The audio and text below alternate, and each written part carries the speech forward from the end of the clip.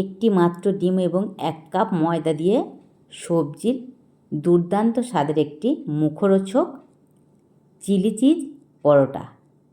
এটা না খেলে কিন্তু অনেক মিস করবেন। যে সকল বন্ধুরা কখনো এই রেসিপিটা খেয়ে দেখেননি সকলকে বলবো অবশ্যই একবার তৈরি করুন আর খেয়ে দেখুন। চলুন তাহলে এই রেসিপিটা তৈরি করার জন্য আমি কি ব্যবহার করেছি। আমি একটি কাঁচের বোল নিয়েছি আর এর মধ্যে নিয়ে নেব আমি 1 কাপ ময়দা। আমি বড় কাপের 1 কাপ ময়দা খুব ভালোভাবে পরিষ্কার করে চেলে নেব। এর মধ্যে দিয়ে দিয়েছি সামান্য পরিমাণে লবণ। এখন আমি কিছু সবজি অ্যাড করব। আপনাদের কাছে যে পরিমাণে সবজি থাকে সেই সকল সবজিও অ্যাড করতে পারেন, কিন্তু এই সবজিগুলো হেলদি এবং বাচ্চা থেকে বড় সকলের পছন্দ, সেই কারণে এই সবজিগুলো আমি দিয়েছি। এর মধ্যে আমি ক্যাপসিকাম, গাজর কুচি, পেঁয়াজের টুকরো, টমেটো কুচি, আদার টুকরো আর সামান্য পরিমাণে দিয়েছি মরিচের টুকরো। কাঁচা মরিচ ব্যবহার করেছি কারণ এর মধ্যে আমি আরও কিছু মরিচ অ্যাড করব। এখন এর মধ্যে আমি দিয়ে দিয়েছি হলুদ গুঁড়ো, ধনিয়া গুঁড়ো, জিরে গুঁড়ো খুবই সামান্য পরিমাণে দিয়েছি আর একটি ডিম আমি এর মধ্যে দিয়ে দিয়েছি। এখন সব কিছু খুব ভালোভাবে আমি মাখিয়ে নেব। এটা মাখানোর পরে এখন এর মধ্যে আমি দিয়ে দেব উষ্ণ গরম পানি।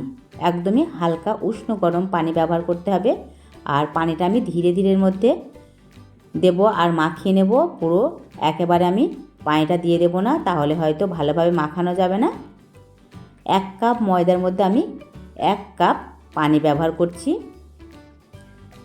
1 কাপ ময়দার মধ্যে 1 কাপ পানি ব্যবহার করলে পারফেক্ট এই ব্যাটারটি তৈরি হবে। এখন আমি একটি ফোড়ন তৈরি করে নেব যেটা এর টেস্টকে আরও বাড়িয়ে তুলবে। আমি প্রথমে দিয়ে দিয়েছি এখানে সাদা তেল, আপনারা চাইলে ঘিউ ব্যবহার করতে পারেন।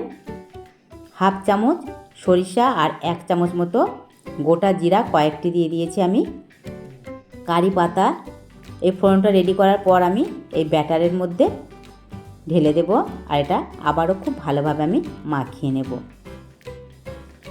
এই ফোড়নটা রেডি করলে এই টেস্টটা কিন্তু ভীষণ সুস্বাদু আসে, সেই কারণে সকলকে একবার এই রেসিপিটা তৈরি করার অনুরোধ রইল।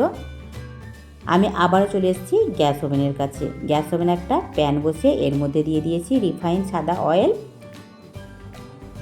অয়েলটা আমি একটু ব্রাশ করে নিয়েছি প্যানের চারি সাইডে আর এখন ধীরে ধীরে একটি হাতলের সাহায্যে আমি এখানে একটি মাপ মতো দিয়ে দেব, তাহলে প্রত্যেকটা পরোটা আমার একই মাপের হবে আর দেখতেও যেমন ভালো হবে, খেতেও কিন্তু ভীষণ টেস্টিফুল হবে। একটি সাইড হয়ে যাওয়ার পর আমি এর মধ্যে দিয়ে দিচ্ছি চিজ। এই চিজটি কিন্তু এই পরোটার টেস্ট আরও অনেক বাড়িয়ে তোলে।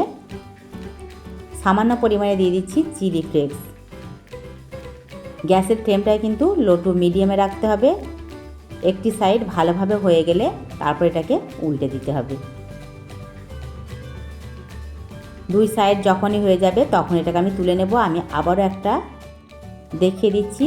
প্রথমে আমি তেল ব্রাশ করে নেওয়ার পর আমি এখানে ব্যাটারটি দিয়ে দিয়েছি আর হাতলের সাহায্যে আমি খুব ভালোভাবে এটাকে গোল করে নিয়েছি। একটি সাইড হয়ে গেলে এর উপর আমি চিজ দিয়ে দিচ্ছি।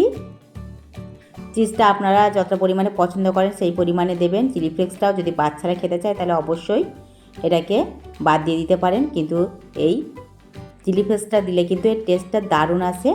সবগুলো আমি একই নিয়মে তৈরি করে নিয়েছি আর দেখুন কতটা দুর্দান্ত লাগছে।